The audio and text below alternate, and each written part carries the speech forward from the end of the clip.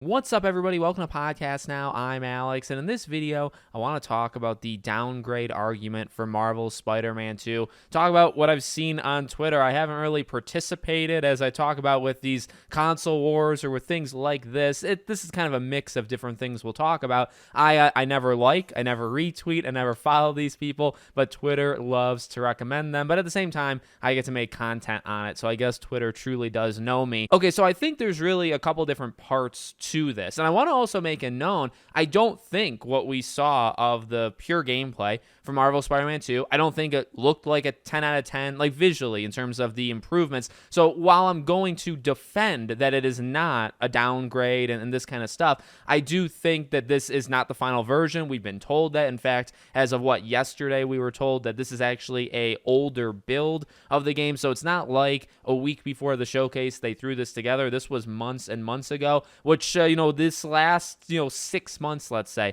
from that point until when the game releases, it can look a lot better. They can fix some things. They can improve some things. And one final thing, I guess, in that kind of realm, this is Insomniac. Now, I guess in a way, no game developer kind of just deserves your undivided, it's going to be like a 10 out of 10. We've been burned by pretty big gaming developers or publishers in the past. In a way, maybe no game developer is safe or no game is safe. But no, up until this point, with Insomniac, Ratchet and Clank, Miles Morales, right, Spider-Man, they've been on a tear. In fact, you can keep going back to the Resistance and Sunset Overdrive days. I believe in them. I think that even though there are some things that I hope are, improved upon by the time the game comes out, they've never in the past given me reason to doubt them. That's not to say that you can't have issue, of course, but I am going to kind of lean slightly slanted towards them until if the game comes out and hey, if it's not up to snuff, if it is a downgrade over 2018, then obviously they're going to experience some backlash. Another thing I want to focus on is there's kind of two different parts to the downgrade argument. There's one that I think is very disingenuous and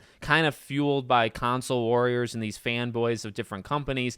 And if we're comparing it when it's a stream, when it's not the highest quality one, again, it's months before the game actually releases. If we're going to, number one, I guess, compare that to the CG trailer of 2021, yes, it was 2 years ago, but that is not the same kind of footage that we saw at the PlayStation Showcase. So I have seen, that to me doesn't deserve too much time to be spent on it, but there are legitimate individuals I do believe themselves when they say, oh my God, look, we saw this fighting gameplay with Miles and Peter and then, the Venom thing. We saw that and now look at it now. I think there's people that genuinely believe what they're saying. And that's actually extremely, extremely sad. One thing that I've said even a couple videos ago or a couple days ago, those kind of trailers, they're not even a representation of yes, you're probably going to see that suit of Peter, Venom.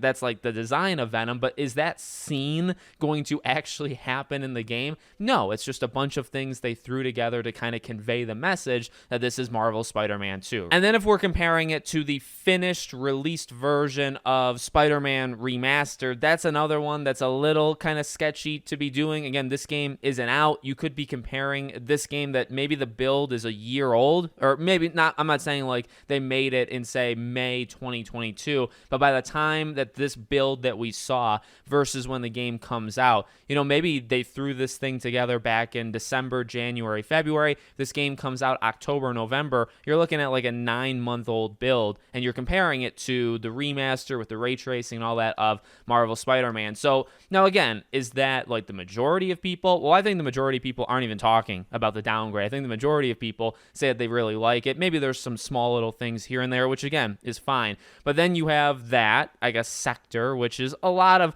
I'd say, console fanboys. People comparing it to the CG trailer. I definitely think they're not going in with the best of intentions. And then there's the final group that talk about, okay, well, what we actually saw versus, say, you can look at Kraven and the kind of fur textures versus Miles in Miles Morales and see how the textures kind of compare to each other. Look, I'll say this. When Peter jumps out in the beginning of the fight, right? And a lot of people have focused pretty heavily on that. I would say the game did lack in those moments texture, the more finer details. That was definitely something that kind of throughout the entire demo, you could tell when it got into the really close up in tight, kind of nitty gritty stuff, it definitely looked like it was lacking. One small detail somebody found was when they're swinging in the water actually does like a ripple, like the speed of their body moving above the water without even touching it, ripples, moves the water, which is such a small little detail, but it's insane. It's insanely cool.